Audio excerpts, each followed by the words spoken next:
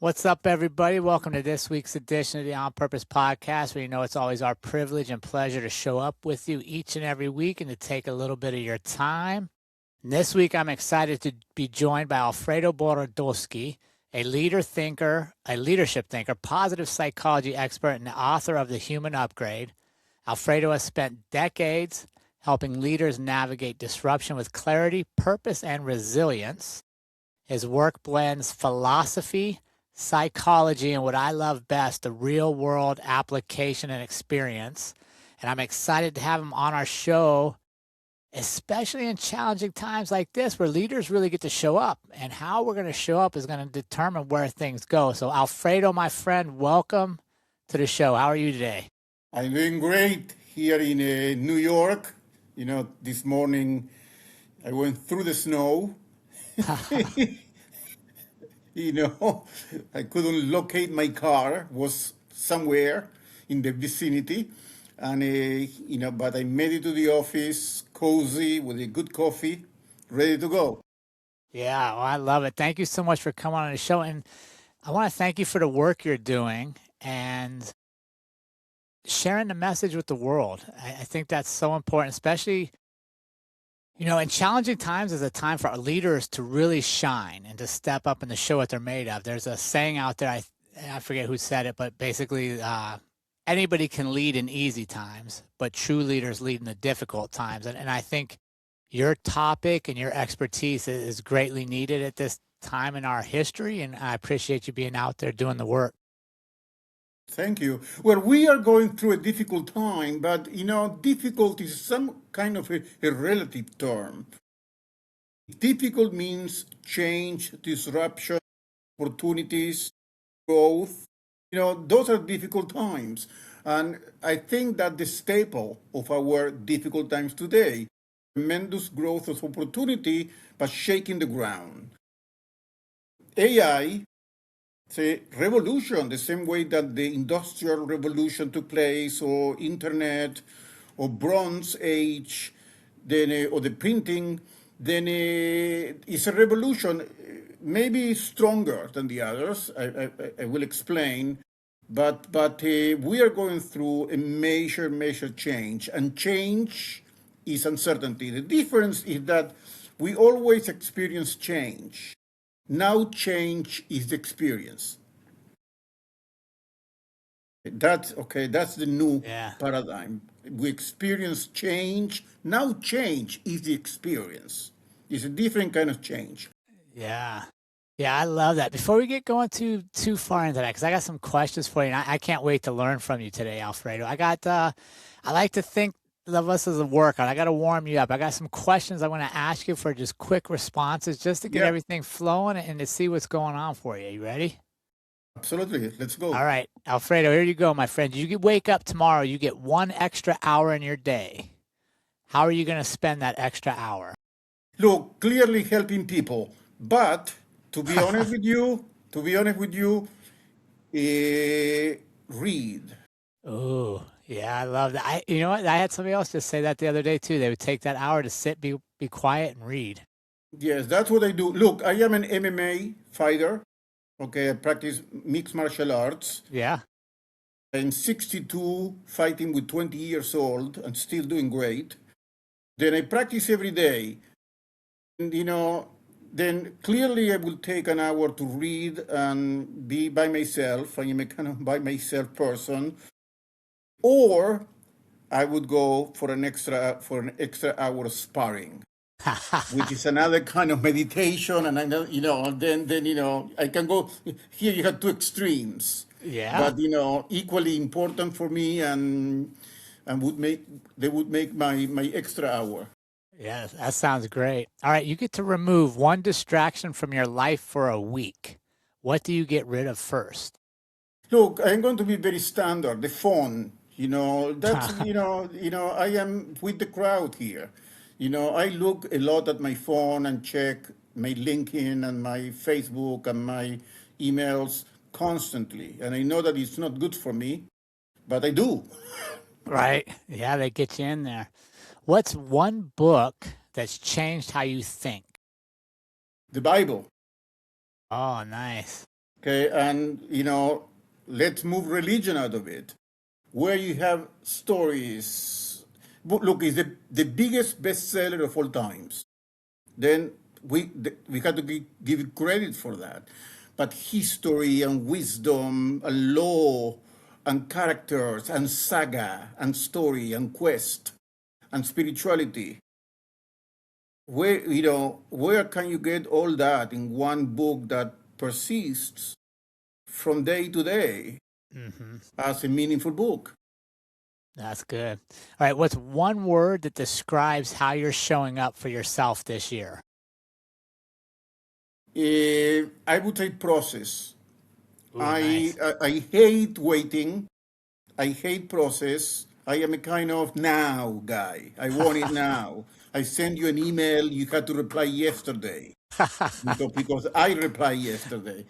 And I learned clearly in our business of coaching and working with corporations and helping people is all about process. And that's the word I am working very hard this year, or slowing down and let things also happen. That's good. Yeah, patience is in there too. That's a good one. All right, you get to have a 5-minute conversation with future you. So in 20 years, you get to go talk to yourself. What kind of questions do you want to ask? Well, the question I would ask is why I wasn't a little bit wiser 20 years before. Yeah, that's man. If we could all ask that one, huh? Yeah.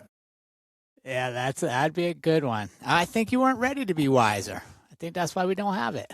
We all are. We need to understand that the key is be wiser. It's all process, as I said. It's all getting every day a little bit better. Yeah. Okay, That's the good, ER yeah. is very important. Yeah, no, that's good. Alfredo, it's gonna be fun having you on the show. I'm excited to talk with you. And you feeling warmed up, my friend? If it's an MMA Yes, workout, I got you. You got you warmed up. You ready to put on the gloves and get sparring? ready. Let's Let- spar. Let's go. All right. You are a voice in what I would consider resilient leadership, and that is taking the bad and the challenges and figuring out how to make ourselves better, make our teams better. Can you share with me what drew you into that study, particularly the positivity of psychology and leadership? Yes, around 15 years ago, I was diagnosed with bipolar disorder. I had a tremendous manic episode. I was hospitalized twice, diagnosed bipolar. I was in a psychiatric ward. I lost my job. I went to deep depression for months. I've seen darkness, obscurity in a pit. Until one day I read my test on positive psychology that I had taken a couple of years before, and I read my top 5 character strengths: creativity, love of learning, curiosity, perseverance, and courage. And when I read those, I said, oh my God, Alfredo, you forgot who you are. And in the midst of the depression, I went back to school with my character strengths. And I went to school, I became a social worker, specializing on clinical work. And I said, everybody, my mission is that at least one person a day get their character strengths and change their lives. Okay, that became my mission, and it's much of what I do in consulting. Make sure that everybody knows their character strengths and is able to operate, flourish at full potential. Let me ask you, Alfred, how when you saw that and you saw that moment of, oh my gosh, I've lost who I was. How does that happen to us? How do we lose sight of our core being? Because society works with the principle of fixing instead of nourishing.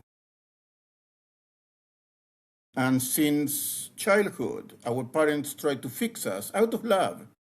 our teachers, our coaches, and our managers, improvement review.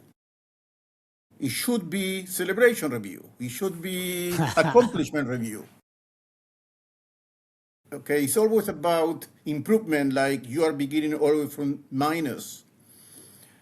And then in a society where fixing is more important than nourishing, you're beginning to look at yourself as defected, a lot of lack of self-esteem and self-doubt, and you basically lose the eye to look at your own strengths. They get buried on the judgment that people have upon you. What would be actions that would be nourishing versus fixing? Well, first of all, I'm going to give now to everybody who's listening how to get their 5 top strengths. Because, I said my mission is that one person a day gets them. I want through your show, I know that many more. Yeah, let's get it to them. Then, if everybody takes their phone now, take your phone and text the word positive to the number 33777. Positive to 33777. I will send you a reply the 24 character strengths of positive psychology and a couple of questions by which you can identify your top 5, which is called the signature strength, and a couple of questions by which you can maximize them. Okay? Then I gave you already the easiest, fastest way, a text away to get your character strengths. When you know your character strengths, the question that always comes is, what do I do with them? It's automatic. Like I discovered mine in the midst of depression, I immediately went and enrolled back to school. Then once you own them, you know them, you're going to ask, okay, I have all these wonderful things. What's next? What do I do next? They bring you to action immediately. What was it like going back to school at that age, following the loss of the job and rediscovering yourself, I guess? Not only back to school, I went to school in Manhattan. I live in the suburbs. I had to go to the train station. I had to take the train. I had to take 2 subways and walk 10 blocks. Okay, and I didn't make it to my home back from school before 12 midnight. Oh, wow. Okay, and I did it for 2 years, and the character strengths are very powerful, but I had a great time. I was clearly older. I went to social work school, I must say, without being offensive, that 99% were women. Then I was kind of older, kind of strange character, and people love me for that. Also, I am from Argentina. Okay. Then I am Latino, and there is a very high average of Latinos in social work school. Then I had the chance to speak in Spanish and culturally, mingle. I made great friends. And look, I have a PhD in philosophy. I have a law degree. Okay, I speak several languages. Then academics has always been very important for me, and I excel at the university. I was even given the highest award at the end on graduation, the Inspiron Award, for the person with the highest qualities of leadership in the entire class. Then I excel. Once you know your character strengths and you act on them, you are authentic, energized, motivated, and you thrive. Mm-hmm. Then yes, I was in depression.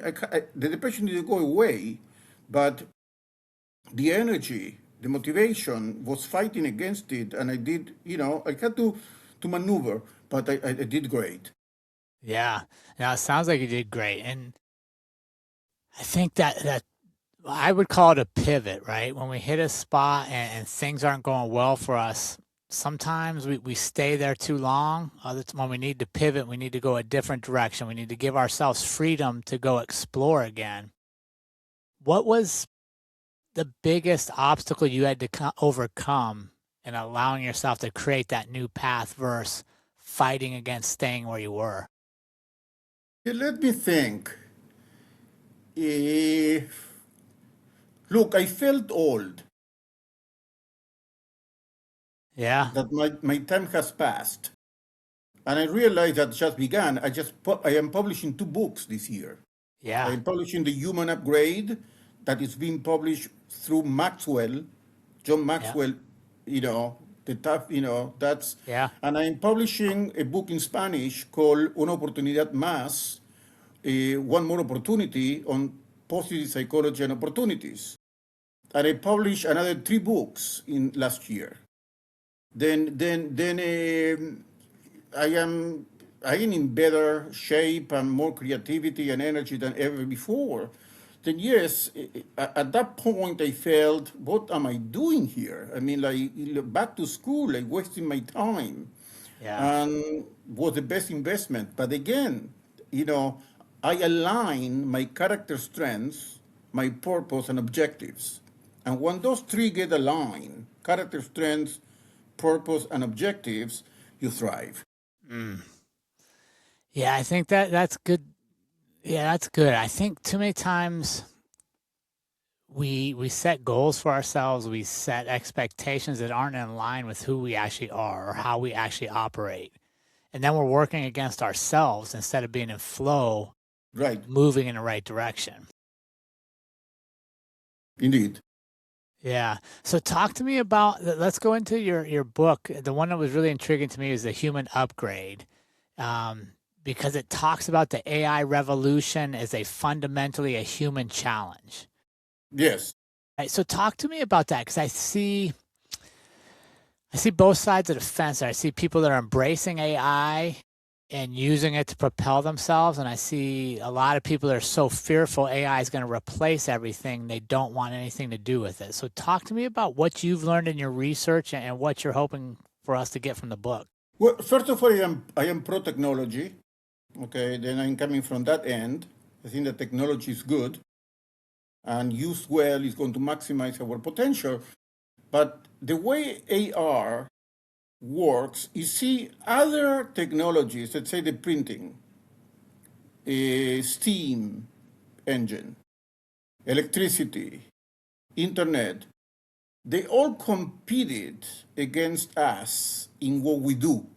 They did faster, more accurate, and more efficiently. AI competes in a different category, competes in who we are, not all we do. Because Okay. AI can write a song.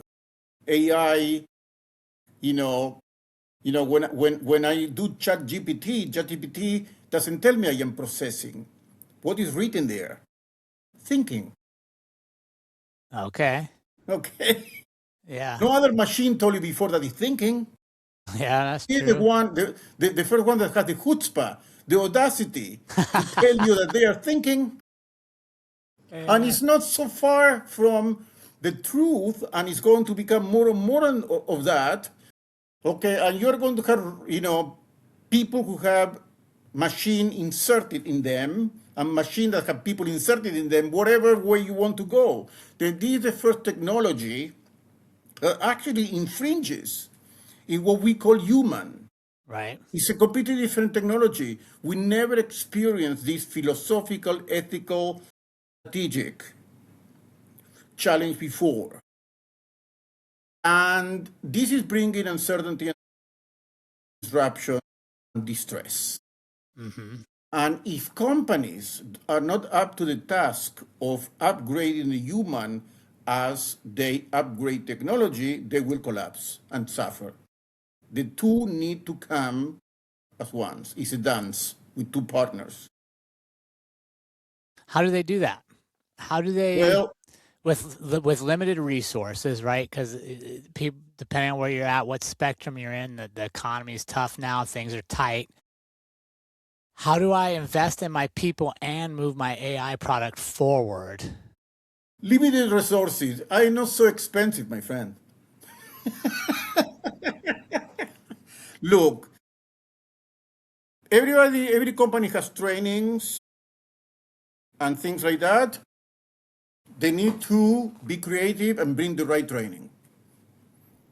Okay, the training today that is effective with the challenges we have is character strengths, is purpose, Yeah.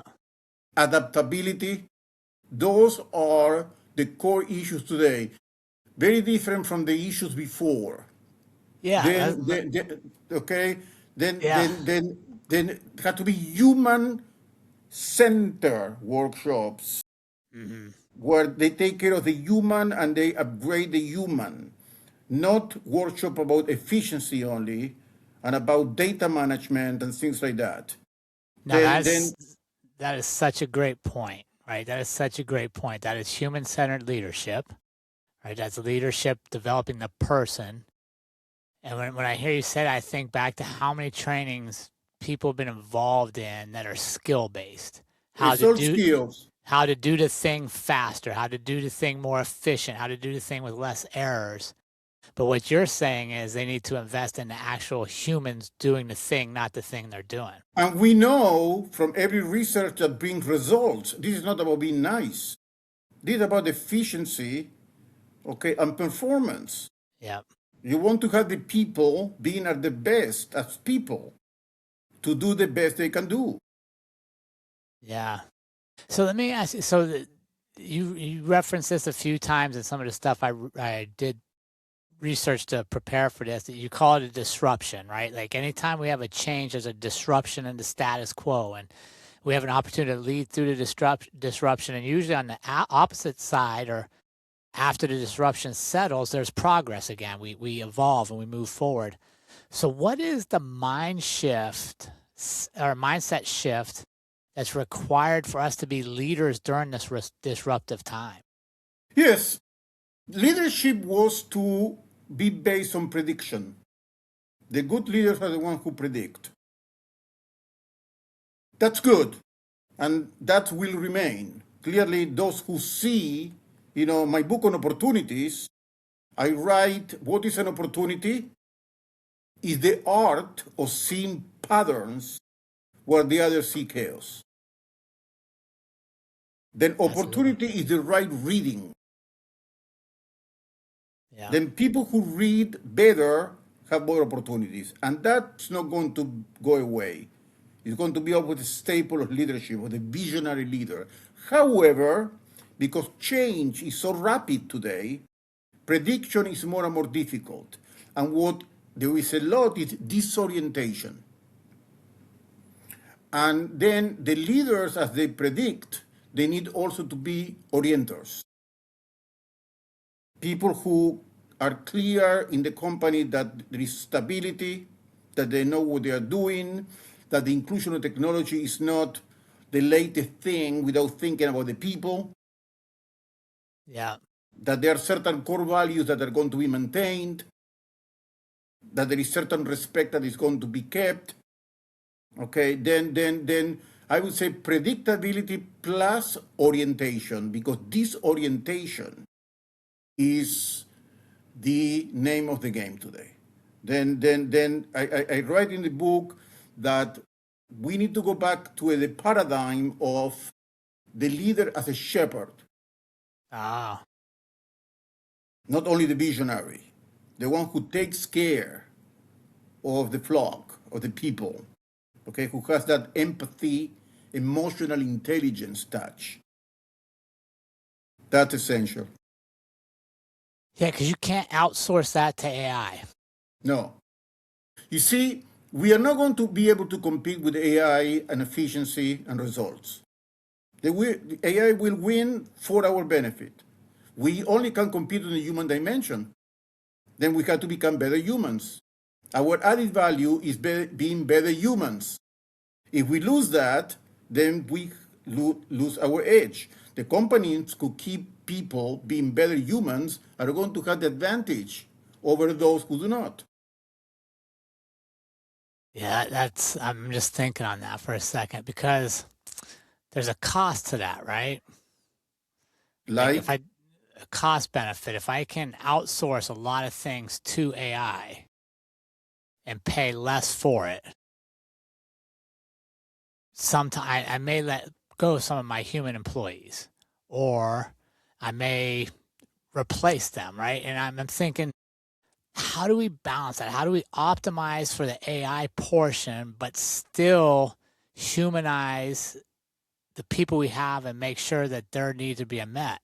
okay, that's going to happen, okay? Layoffs are going to happen. There's going to be transition. It's going to be painful, et cetera, et cetera. That's, I think, unavoidable. But the question is, what do you do with the people who remain? What we know from studies is that when you have a massive layoff, for the first 3 months, the people who remain work more motivated and with more energy because they feel rewarded, right, for being kept. After around 3 months, it begins the question of survival remorse. Why did I stay? Followed by the question, am I going to be next? right. And there is going to be a nose dive on the energy and motivation of people and loyalty. Then unless you have a program of human upgrade after a layoff, you're killing the people who stay. There is no other way around. You're creating a culture of fear. You're creating a culture of uncertainty by the layoff. And this kind of technology is going to basically maximize that fear. You need to have in place an HR management plan for after those processes. There is no escape from that. And how do you do it? Well, the first thing I do when I go to a company, I do a workshop on character strengths. And I make sure that every employee knows the character strengths. The managers review according to character strengths. People are praised by the character strength, and there are exercises and methodologies and strategies in which people, by knowing their character strengths, then they feel reinforced, valued, and appreciated. If you don't do that, you're going to face a collapse. Would you say it's fair to draw a conclusion, Alfredo, right now that even without AI, if you don't do a lot of those things, your teams aren't performing well because you're going to be in constant turnover because the human's going to leave to go somewhere where they find those validations? For sure. 70% of my work is on companies in general. The lack of motivation. Yeah. It doesn't have to be due to crisis. I mean, we know from research that if you know your character strengths, you know them. Your capacity to perform is going to increase 8 times. If you apply your character strengths, 18 times. And 70% of people do not know the character strengths. Then 7 out of 10 people in your company potentially are working 19 times below the capacity, not using strengths they already have. Yeah. Look at that. Yeah, and usually the strengths they have are the reason you hired them. Right? You hired them for their natural strengths and then you train them to do whatever it is you're doing. Not so much. That's a problem. People are hiring, or the traditional hiring, for skills. Yeah. Okay, for skills. You know, we know today that one of the questions that we need to ask on the hiring process is, how do you feel working? What do you get from that answer? What does that tell you? Well, I feel energized when, I feel with purpose when, I feel that I made a difference when. Okay, those are essential today, where people feel deprived of meaning, and they want meaning at work. As Gen Z, Gen X, that's the core issues for them today.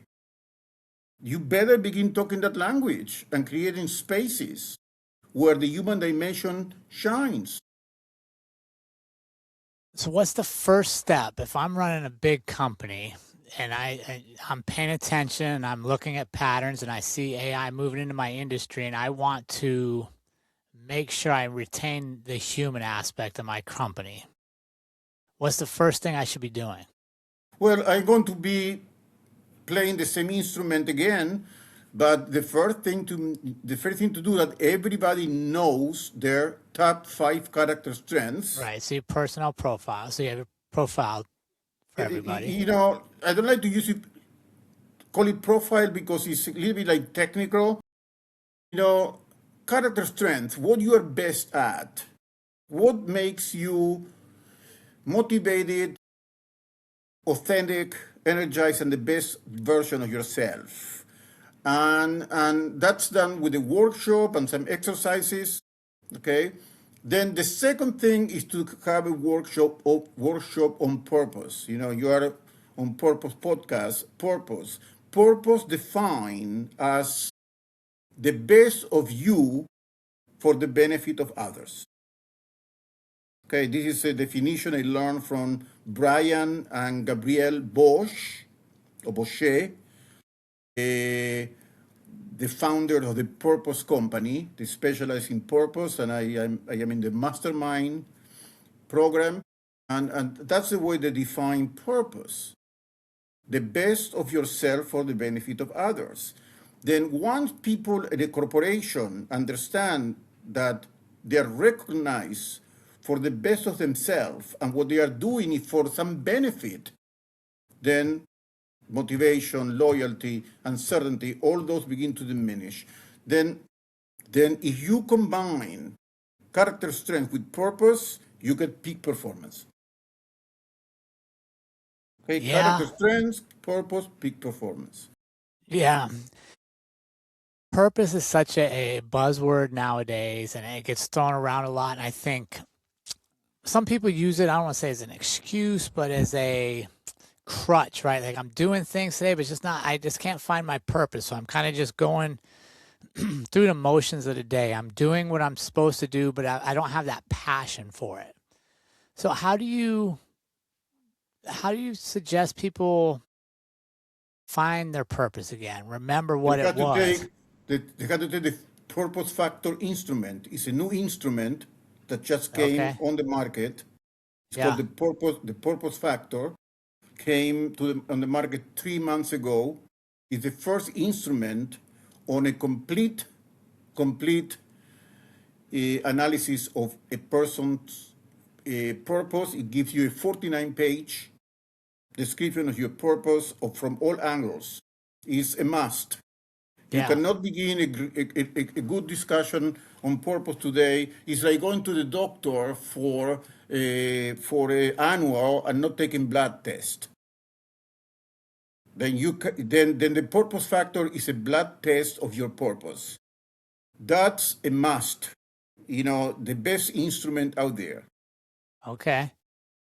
Yeah. So what would you say is a behavior that our leaders, and because we're recording this, there's some turbulent, some tumultuous times here in the United States. What's something our leaders can do today to start creating a better place for the people they get to lead? Bring the humanity in. What's that mean? Admit mistakes, talk with empathy, say hello in the morning, pour coffee, open a door, appear in person. Anything that brings humanity to who you are. Don't wear $10,000 suits. Yeah. Eat in the cafeteria. I don't care, but you have to show your humanity. Write thank you notes. Yeah. When somebody has a kid born, with pencil. Send emails recognizing people's character strengths. Anything that shows your human side. So what I love about this, Alfredo, is we spent some of the time talking about AI and the advancements of technology and testing and new products out there. But what we're really talking about is doing basic human actions. It would always go back to that. Right? Like your favorite book's the Bible. I You can turn the world upside down. It's always going to come down to human character, decency, and empathy. which and I was thinking like your favorite book is, or a book that changes the Bible. There's stories about these That's why I love behaviors. it. That's why I love it. Yeah. And Moses lost it because he lost his temper and mistreated the people. He mistreated the people. He right. lost his temper. He didn't get to the finish line. So then, so let's go to the other side. What's one, if you could get leaders out there today, leaders in our community that are listening, what's one thing they could do to, would you say, stop doing that today? What's one behavior you would tell them to stop doing? Move from fixing to nourishing internally. Yes. Yeah. Okay, clearly, look, if there's a leak on the pipe, you better fix it, unless your basement is going to be a swimming pool, okay? Then you have a crisis, you fix it. But as soon as you fix the major crisis and you normalize, stabilize things, your mind has to move into the question, how can I make people grow? Humanly, clearly in their jobs, okay? Grow in their skills, but humanly. Yeah. Yeah. Move from fixing to nourishing. What about this? I'm a fixer by nature, right? People come to me, I want to fix things. That's my generation. We grew up fixing things, especially the guy side of things, right? The guys are the fixers. What are some subtle things you can share with me that would get me to catch myself being in that fixing mind instead of listening and being in a nourishing mind? By the way, sometimes you have to get next to you somebody who is the opposite of you as a teammate.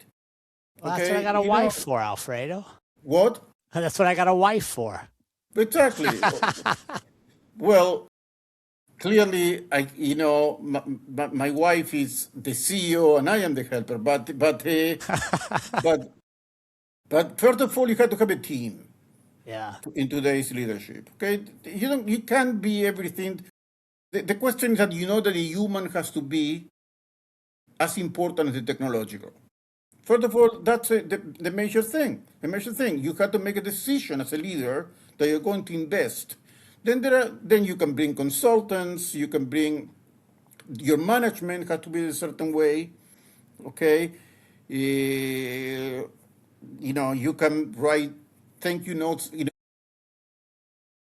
Take half an hour a day, depending how large the company is. By the way, Yeah. clearly, but in the mid-size, take an hour a week to make personal phone calls when there is a graduation or there is somebody's in the hospital, the family. A call from the CEO. I heard that your mom is in the hospital. I wish you well. How long it goes? Okay, then try to add those things. Yeah. It's your best investment. Your people. Always are, right? And they always have been, Yeah. and they're still going to be. Yes. There is no bigger investment. It's not only because you're nice. You want to be a winner. Yeah. To be a winner, your people have to feel winners too. Yeah. What would where can our audience get your book, Alfredo? Where can they follow along with your journey and be part of what you're trying to get going Look, out there? I'm going to give my website. My website is positive, that's the key word. Positive AB for alfredoborodowski.com. Okay. Positiveab.com. They're going to find, not yet, it's coming out, the book, going to take a couple of months. But, if they come to the website, they can look. And then, it's going to be on Amazon, the human upgrade, in a couple of months. And those who go to positive 33777, you will see a calendar there where I give you a free consultation, no pushy, no selling, Yeah. If it happens, it happens. If no, it is great to have conversations. Then they have a calendar on my website, and there is a calendar on when I send you the character strengths to contact me. Yeah. Alfredo, as we wrap up, if listeners were to upgrade their leadership this week? Beyond doing the character assessment, what would you tell them to do? Anticipated gratitude, that's the latest study, one of the latest studies. Gratitude is usually thought as a reward. You do something good and I say thank you. What we are learning from studies today, if you say thank you or gratitude before the other person does what the person's supposed to do, the person does it 10 times better. Really? Yeah. Interesting. Then And try what? to add gratitude before, they did this in studies on ICUs Yeah. where nurses were under the worst constraint. And in some of the ICUs, the doctors send email thanking the nurses for all they will do that day, at the beginning of the day. Yeah. The effects were tremendous between ICUs that did it and didn't. Why was that? Because because you're telling the person beforehand that you trust them, that they are going to do the best they can. It's trust, confidence. They are not being used. Yeah. Yeah, Tremendous difference. it is, right? Because one is one is relational. One is saying you believe in me before I do it. The other is saying thanking me for doing it the way you thought I should do it. Right. It's like I trust you. I am thanking you now before you do it because I have complete trust in you. I am thankful of who you are and what you do, not to the Yeah. results, not to the results only. I am that you are here and I can rely on you. Wow, the difference is tremendous. Right. It goes back to what we talked about earlier. I know that you're paying attention to me because I've earned your trust. I know that you see what I'm doing, so I feel validated in my work, and I know what I'm doing is important Exactly. for everybody. I call it. It's on my book on. It's on my book on the Human Upgrade. There is a chapter on gratitude, how to use gratitude in the workplace. Yeah. The full chapter on this, and there I explain exactly how anticipated gratitude, I call it, how anticipated gratitude works. Yeah, that's awesome.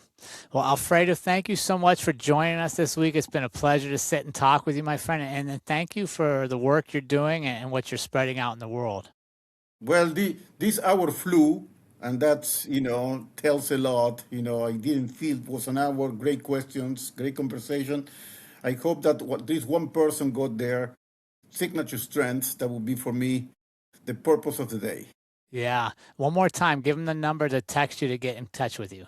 Text positive at 33777. There you go. All right, everybody, do that. Join up with our friend here and find out your strengths and start living that life with purpose. Thank you so much for coming on this week. Thank you, Jared.